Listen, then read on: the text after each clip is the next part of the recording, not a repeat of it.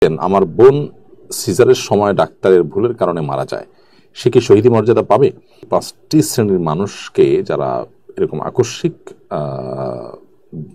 বিপদের মধ্যে পড়ে যারা মৃত্যুর মুখে পতিত হয়েছেন তাদেরকে শাহাদাতের মর্যাদা দেওয়ার কথা যে বলা হয়েছে।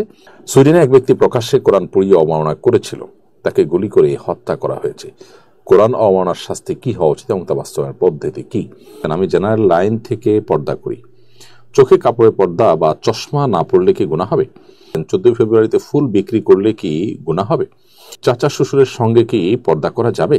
কিভাবে সন্তানের প্রতিপালন করলে সন্তান তার বৈষয়িক বিষয়ে আগ্রহী না হয়ে পড়াশোনার প্রতি আগ্রহী হবে? আমার ভাই একটা হারাম রিলেশনশিপে আছে, সে যে মেয়ের সাথে রিলেশনশিপে আছে সে মেয়ে আমার জন্য কসমেটিক্স দিয়েছে, এটাকে আমি ব্যবহার করতে পারবো? ডাক্তার ভুলের কারণে যদি মারা যায় এবং চিকিৎসা করতে গিয়ে মারা যায়, শাহাদাতের মর্যাদা তাকে দিতেও পারেন। সাধারণত পেটের পীড়া কেউ মারা গেলে, আকস্মিক দুর্ঘটনা মারা গেলে তাকে শহীদের মর্যাদা দেওয়ার কথা হাদিসে বলা হয়েছে।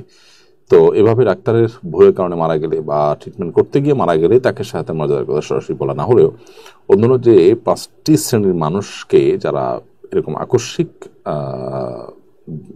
বিপদের মধ্যে পড়ে যারা মৃত্যুর মুখে পতিত হয়েছেন তাদেরকে শাহাদাতের মর্যাদা দেওয়ার কথা যে বলা হয়েছে, তার উপর ভিত্তি করে এখানেও শাহাদাতের মর্যাদা তিনি পেতে পারেন, সেই ধারণা আমরা করতেই পারি।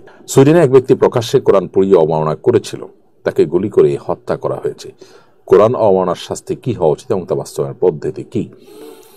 কোরআন কারীম অবমাননা করলে ইসলামিক বিচার ব্যবস্থা থাকলে অবশ্যই তার চরম শাস্তির বিধান তার জন্য রয়েছে। কিন্তু যদি কোনো ব্যক্তি সে অমুসলিম হয় এবং এ ধরনের ঘটনা ঘটায়, তো সেক্ষেত্রে মুসলমানদের জন্য সেখানে শরীয়ত আইন না থাকলে আইন হাতে তুলে নেওয়ার সুযোগ আসলে থাকে না। তবে এ ধরনের ব্যক্তি কারো গুলিতে মারা যাওয়া কিংবা কোনো আকস্মিক, আরো কয়েক বছর আগে আমরা সম্ভবত ফ্রান্সের এরকম একটি ব্যক্তির কথা শুনেছি যে সড়ক দুর্ঘটনায় সে মারা গেছে এবং অত্যন্ত বাজেভাবে মারা গেছে, এবং সেও এ ধরনের ক্রিয়াকর্ম করেছিল, নবী সাল্লাল্লাহু আলাইহি ওয়াসাল্লাম বর্ণনা করেছিল।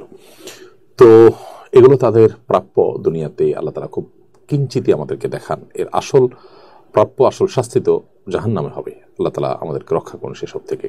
আমি জেনারেল লাইন থেকে পর্দা করি, চোখে কাপড়ের পর্দা বা চশমা না পড়লে কি গুনাহ হবে? দেখুন বোন, চোখের সৌন্দর্য যদি প্রকাশিত হয় সেটাও কিন্তু পর্দার খেলাফ। সেক্ষেত্রে আপনি চশমা, সানগ্লাস পরে কিংবা অন্য কোনোভাবে যথাসম্ভব চেষ্টা করবেন আপনার চোখকে পর্দার আওতায় আনার। যদি আপনি এমন কোনো পাতলা কাপড় টেনে দিতে পারেন যেটা দিয়ে আপনার দেখতে অসুবিধা না হয়, তাহলে সেটা হয় সবচাইতে উত্তম। 14 ফেব্রুয়ারিতে ফুল বিক্রি করলে কি গুনাহ হবে?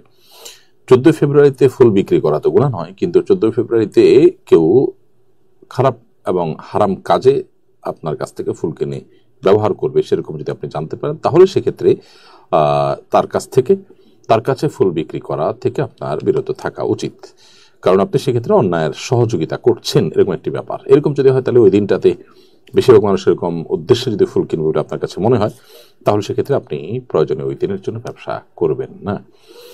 এবং ইমানদার আল্লাহর জন্য এতটুকু স্যাক্রিফাইস আল্লাহর আদেশ নিষেধকে মানতে গিয়ে তার করা উচিত, এবং এর বিনিময়ে তো আমরা আল্লাহ তাআলার কাছে জান্নাত আশা করবো ইনশাআল্লাহ তাআলা। চাচা শ্বশুরের সঙ্গে কি পর্দা করা যাবে? উত্তর হলো পর্দা করা যাবে নয়, বরং পর্দা করতে হবে।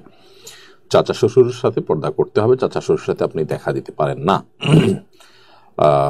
একজন নারী হিসাবে আপনার স্বামীর চাচা তিনি আপনার গায়ের মাহরাম, যার কারণে তার সাথে আপনি পর্দা মেনটেন করে চলতে হবে। কিভাবে সন্তানের প্রতিপালন করলে সন্তান তার বৈষয়িক বিষয়ে আগ্রহী না হয়ে পড়াশোনার প্রতি আগ্রহী হবে? এসব ঘটনার অন্যতম প্রধান কারণ হলো আমাদের সন্তানদের মধ্যে নীতি নৈতিকতা, মোরালিটি এবং আদর্শ এটা দিন দিন হারিয়ে যাচ্ছে, এবং তারা এই একটি জায়গাতে, অর্থাৎ মোরালিটির জায়গাটাতে তারা দিন দিন মিসকিন এবং অসহায় হয়ে যাচ্ছে অনেকটা।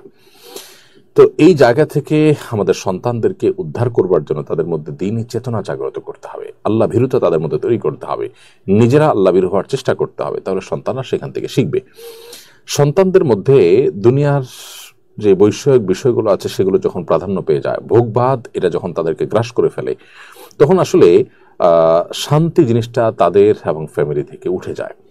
এজন্য তাদেরকে অল্পে তুষ্ট থাকা, ধৈর্য ধারণ করা, স্যাক্রিফাইস করা, এই শিক্ষাগুলো তাদেরকে ছোটবেলা থেকে দিতে হয় এবং সেরকম পরিবেশে তাদেরকে রাখতে হয়। আমরা অবশ্যই বাবার জন্য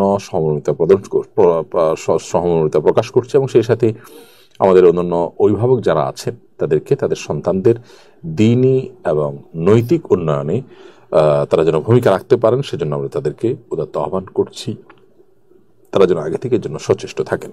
আমার ভাই একটা হারাম রিলেশনশিপে আছে, সে যে মেয়ের সাথে রিলেশনশিপে আছে সে মেয়ে আমার জন্য কসমেটিক্স দিয়েছে, এটাকে আমি ব্যবহার করতে পারবো? যেহেতু আপনার ভাইয়ের সাথে তার হারাম সম্পর্ক আছে, আপনি যদি এটাকে অ্যাভয়েড করে তাদেরকে এই মন্দ কাজ থেকে বিরত থাকতে এক ধরনের অ্যালার্ম বা এক ধরনের বার্তা দিতে পারেন তো সেটা অবশ্যই ভালো হবে। এমনিতে সে আপনাকে তার নিজস্ব টাকা থেকে উপহার হিসেবে রোকন হিসেবে দিয়েছে, মৌলিক সেটা আপনার জন্য গ্রহণ করা হারাম বা নাজায়েজ নয়।